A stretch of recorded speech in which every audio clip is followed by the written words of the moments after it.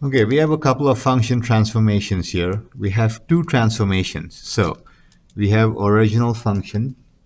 So that's the original. You will do the first transformation. I'll call it T1. And you get some sort of middle function. And then you do a second transformation. I'll call it T2. And T2 will give me the final function. Okay. So the middle function is the original function with some transformation. So middle function is the original function with some transformation. Well, this is supposed to be a stretch. So it is the original function with some transformation.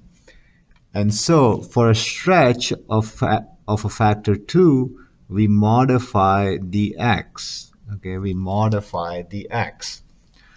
So a stretch of factor 2 means it's x divided by 2.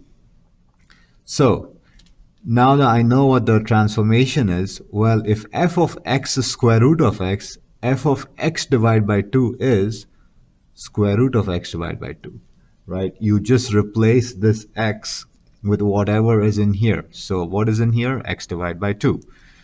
Now I have the middle function. Well, to get the final function is given you as h. So h is something to do with the middle function. What is that something to do? Well, it is 3 units right. Okay, so it's 3 units right. How do we do that? Well, to go 3 units right, I do x minus 3. I replace the x with an x minus 3.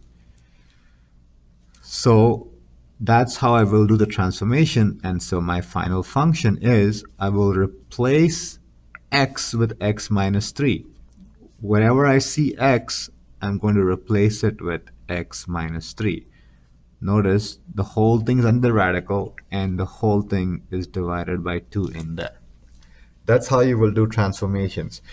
If you're a little confused about why I'm doing an x divided by 2 or why I have an x minus 3 here, please refer to the other video on function transformation.